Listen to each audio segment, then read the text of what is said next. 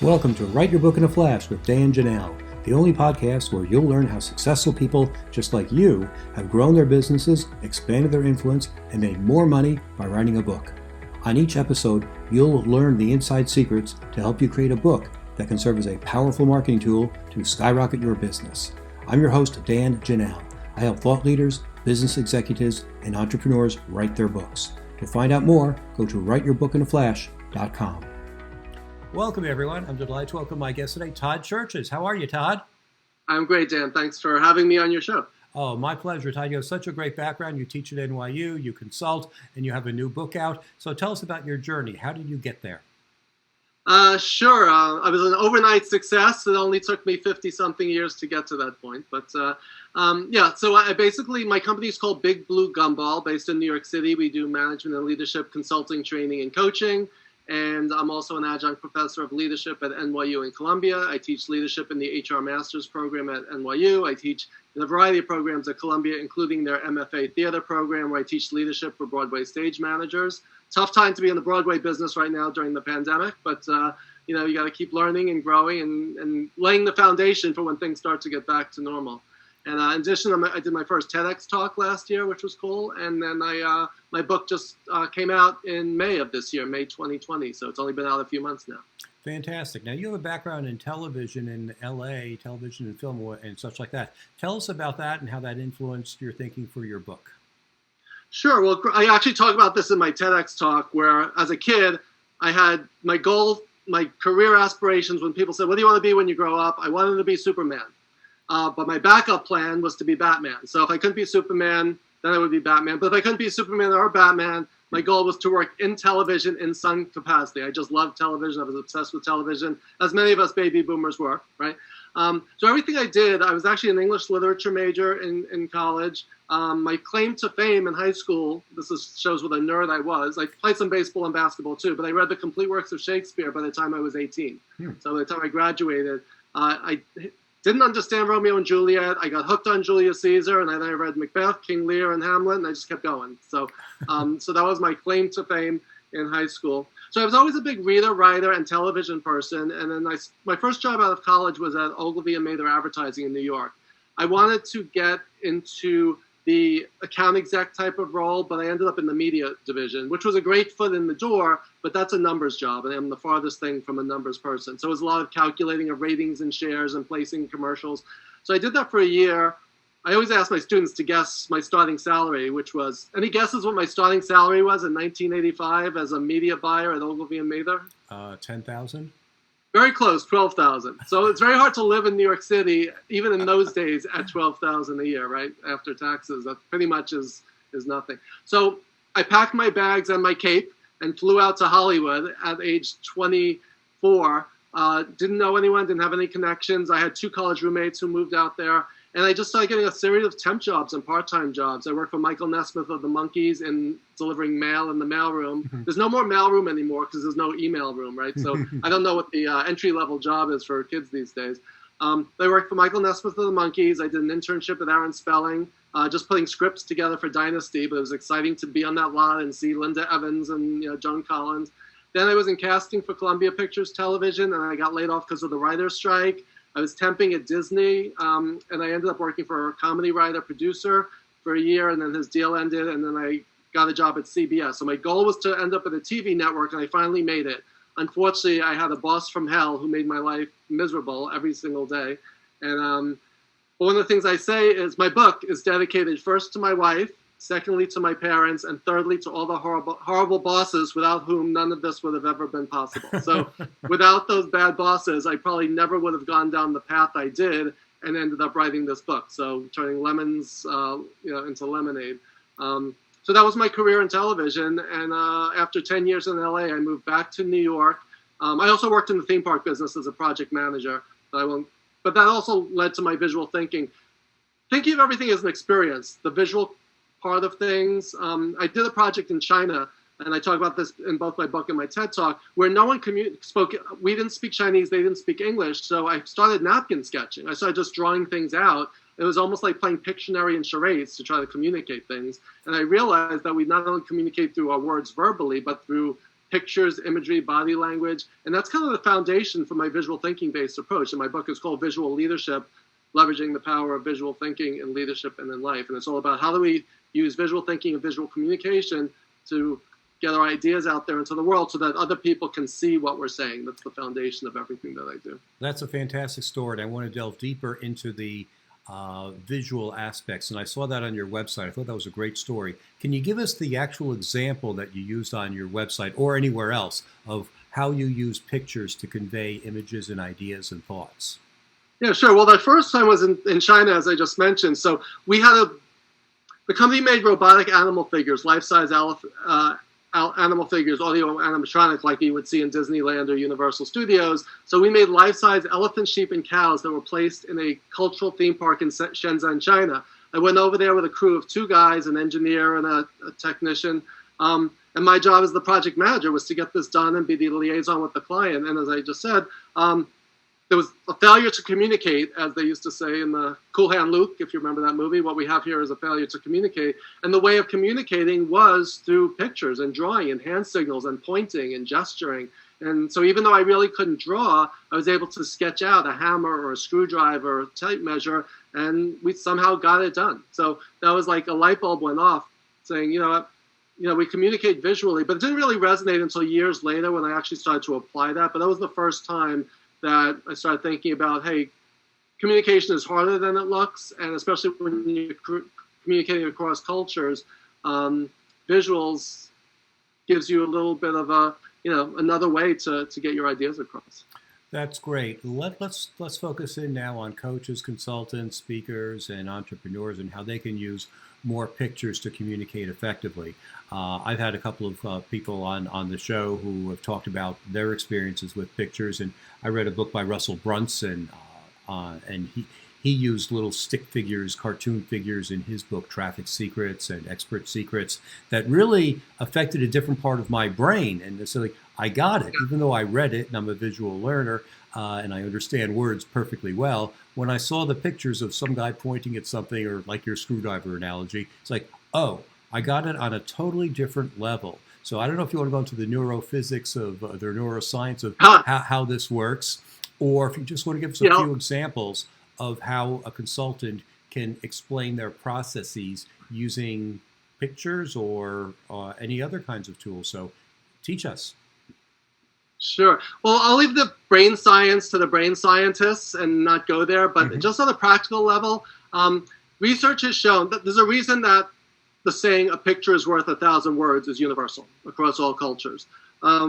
Napoleon, there's a quote by him, it was said in French, not in English, but he said a good sketch is better than a long speech. So across cultures and throughout history, there's a saying by a Confucian philosopher that hearing something 1,000 times isn't as good as seeing it once. So again, there's all kinds of variations going back thousands of years of the power of pictures. In fact, if you think about it, cave drawings, right, that exist from 40,000 years ago, sketches of here's a bison, here's fire, here's a guy with a spear chasing after the bison. Those are visuals. That's a visual way of communicating. So we've been doing it for thousands of years, and I think emojis and emoticons are the modern day technological extension of cave drawings, right? If I give a thumbs up on your LinkedIn post or put a heart, we know what that means, right? There's no words, there's no text, but we all know what a smile face means.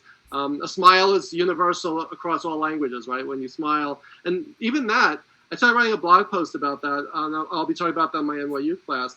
When we're wearing masks due to the pandemic, it's actually a filter to our smiling, right? So this woman smashed into me with her shopping cart at Trader Joe's. I looked at her and I smiled like no problem, but my mask was covering the smile, and she gave me a dirty look, like as if I was giving her a dirty look. When I smiled, like, not a problem, but we're missing out on that. So that's a perfect example. It has nothing to do with drawing or illustrations. That's just facial expression, body language, eye contact. These are all ways we communicate visually that we don't even think about, right? It's so intuitive and ingrained. Babies look up at their parents and there's eye contact there that communicates love or caring, right? So that's just who we are as human beings and as people.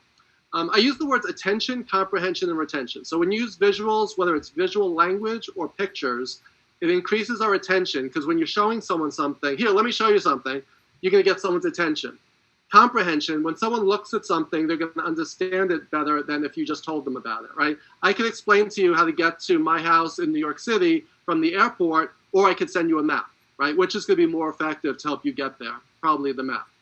When you combine the map with the explanation, it's even more powerful, right? So that increases understanding. And the third one, attention, comprehension, and retention. Retention, when you use visuals, it increases memory and recall. So if you've seen a picture of something, it will be burned into a part of your brain in a way that text doesn't resonate or stay there as long, and it's harder to retrieve. So that's the reason that visuals are so powerful. And consultants can use it, trainers, presenters.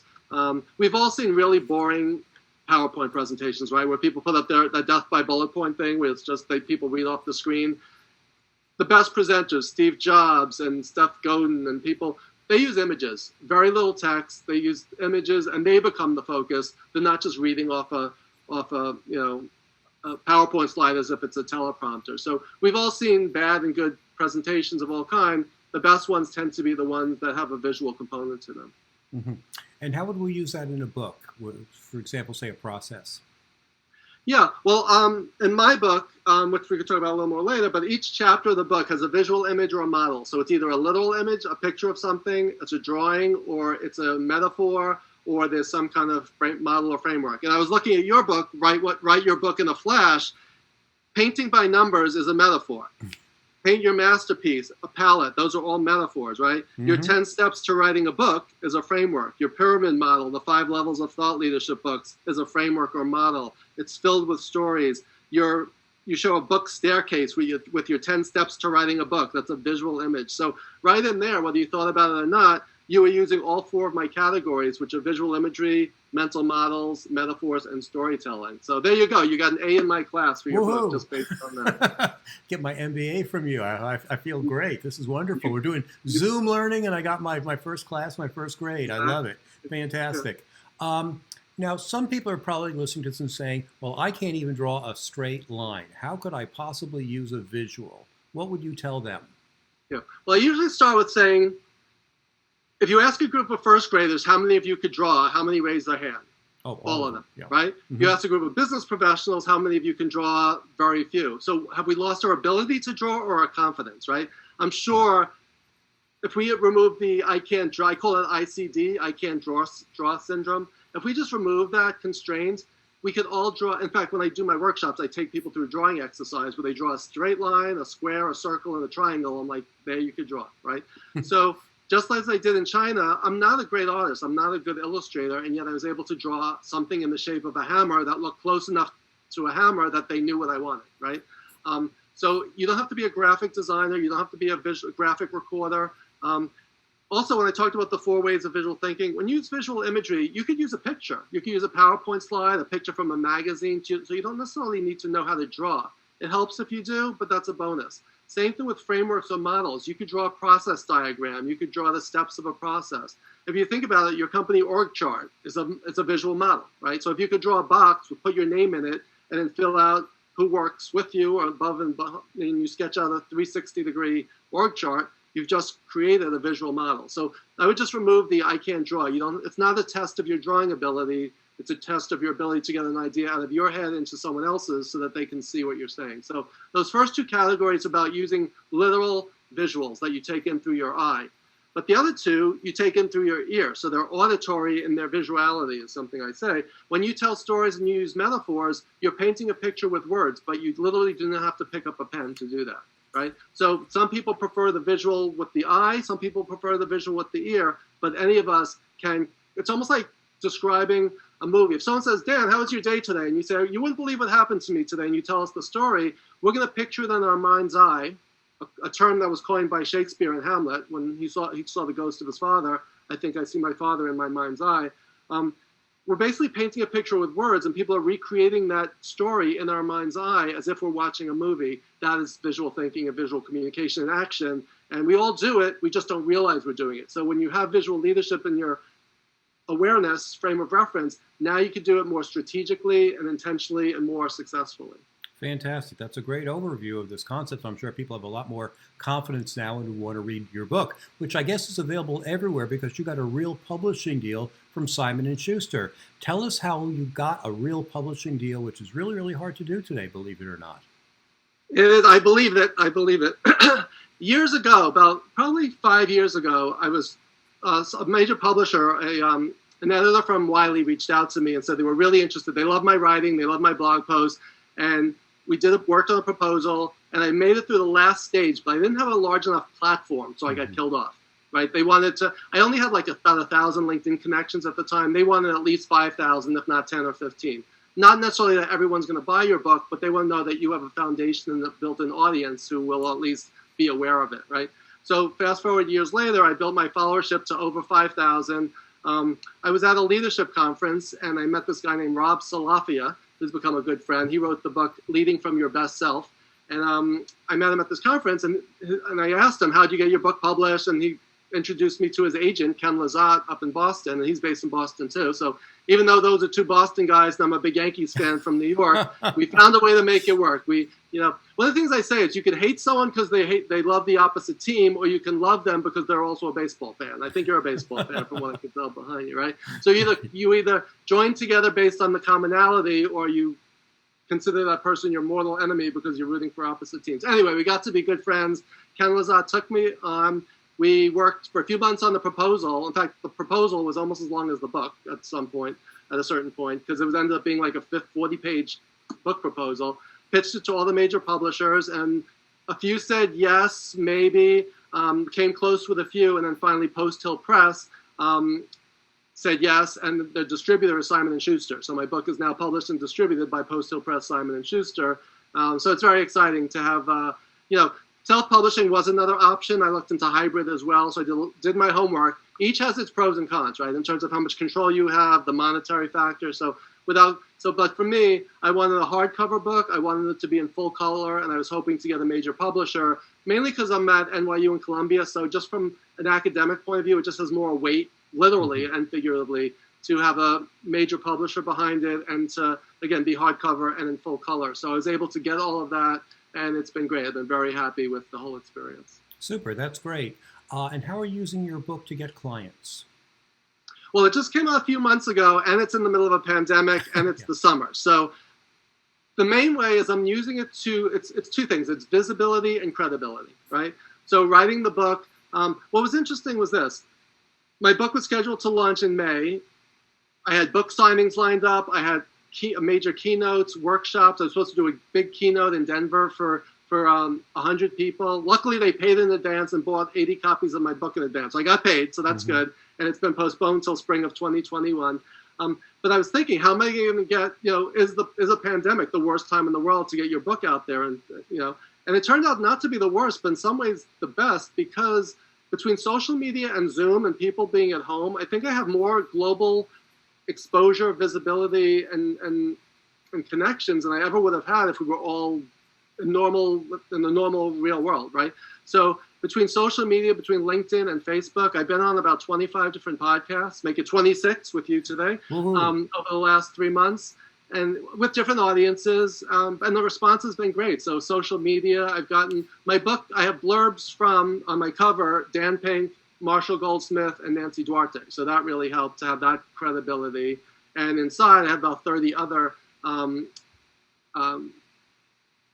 endorsements, blurbs, other major thought leaders, and so that's been really great. And then people like Peter Winnick, who that's where we met in his thought leaders group, and Bill Sherman, and I've been on podcasts of many other friends in that group like Andy Simon and Nancy Halpern. So through the networking and the visibility of meeting people, it's really taken off, which has been really nice. Cool. Well, let's end with two other questions that just go into a little bit deeper about what you talked about. Number one, how did you get all those podcasts? And number two, how did you get those reviews from really hard to reach people like Dan Pink, who also answered my question? I'll start with that one. There's a saying that the best time to plant a tree, if you want shade, was 20 years ago, but the next best time is today. I started laying the foundation for that literally 10 or 20 years ago. So I've been a big reader.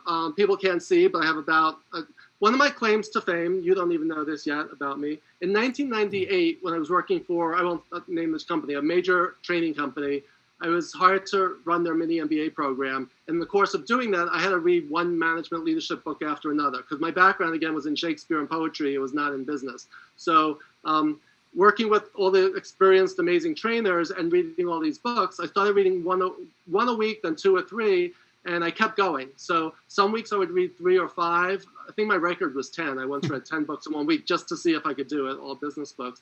But I averaged 1 business book a week from 1998 to 2018. So I read over 1,000 business books during the 20 years, and probably another 100 or so since then. So I'm well over 11 or 1,200. That's when people started saying to me, "You've read all these books. When are you going to write your own?" Because so in the course of reading all those books, I would write reviews. So my tips for people are develop those relationships now with no expectation of return. Review their books on Amazon. Gar Reynolds wrote a book, one of my favorite books, The Naked Presenter and Presentation Zen, 2 of my favorite books on presenting. I wrote him a 5-star review. He's an American based in Japan. 2 hours later, after the review posted, he sent me a really nice note saying thank you for the review. So Dan Pink spoke in New York. I went to his book signing. I intentionally waited to be the last person online. So I waited an extra hour. I got up to the table. He signed it, and he knew my name because we had exchanged LinkedIn and Facebook messages over the years. I took a selfie with us, and then when it was time, when my book was coming out, when I needed the blurbs, I sent him a picture of the 2 of us holding his book, just to refresh his visually refresh his memory. And he was so kind enough to write me a really nice blurb. So Marshall Goldsmith, I went to 3 or 4 of his workshops over the years. He knew me. So that's the key thing. If you just reach out to someone cold and say, "Can you do me a favor?" You're just one of a million people doing that. So the point is, establish your brand. Like, a book will help you build your brand, but establish your brand, your reputation, and these relationships. And they should be genuine and generous relationships from the beginning. And then when you ask for a favor, it's not as, what do they want from me, or who is this guy? It's literally, oh, I know this person. He's been a follower of mine. They're more likely to do it. So that's what I would advise to people is, be generous, comment on people's LinkedIn posts, retweet their stuff, and then they'll get to know who you are, and that's how you become, not necessarily a peer with them. I just recently met Dory Clark, who posted a picture of herself holding my book, which is great, and she's such an amazing person, and I was a fan of her work for years. Again, she went out of her way to really help me get the word out. So if people remember what it was like to be a first-time author, they're more generous and will help you, and other authors to get their books out there into the world. Yeah, great advice. Yeah, Dory is just a wonderful person. I met her at a conference one year and spoke to her for a few minutes, and I saw her at another conference a year later, and she remembered who I was, which blew me away that someone in that stratosphere would actually remember me. We took a picture, and it's on my website, and it's good PR for both of us. So she's the real deal, and she practices what she preaches, which is great. And so does Dan Pink and Marshall Goldsmith and a lot of them. So, and what was your other question? I answered the second one first. The podcast. How did you get on so many podcasts? Oh, well, mainly, first of all, watching other people, watch as many podcasts as you can. Comment, again, comment, and share people's podcasts.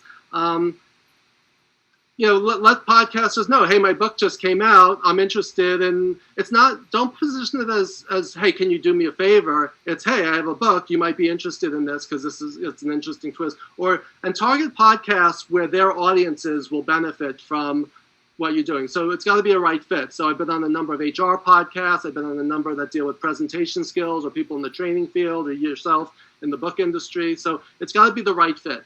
And I think that's the key thing is have your stories.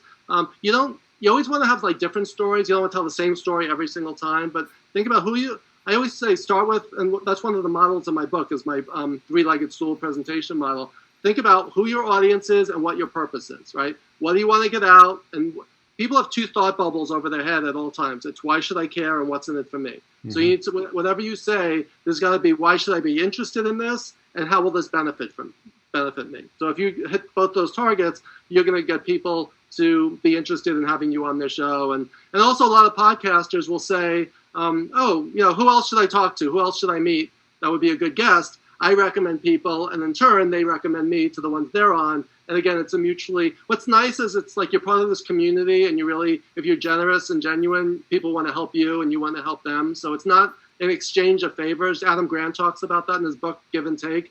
It's not givers and takers. It's just be a giver. And, if it comes around, great. If it doesn't, is just a nice thing to do anyway. So that's part of my philosophy. Fantastic. As we wrap up here, why don't you tell us who your ideal client is and how they can get in touch with you?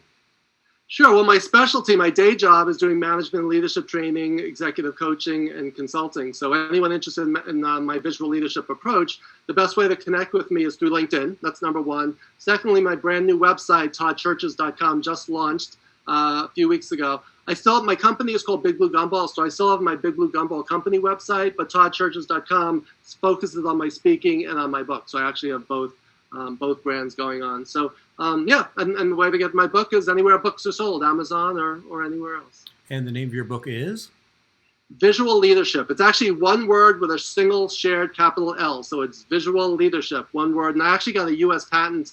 The patent office rejected it the first 2 times, and the third time was a charm. So I actually have a Visual Leadership as a word is now a registered trademark. And also the title of my book. And also the subtitle is Leveraging the Power of Visual Thinking in Leadership and in Life. So it is not just a business or management book.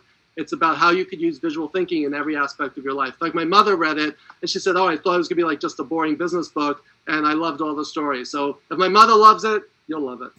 Fantastic. Thank you, Todd. Dan, thank you so much. It was great talking to you. Thanks for listening to Write Your Book in a Flash with Dan Janal, the only podcast that shows you exactly how people just like you have built their businesses by writing a book. If you'd like to write your book but don't know where to start, you can find great information at writeyourbookinaflash.com. Thanks again for listening. We'll be back next week with another insightful interview to help you become a top business leader.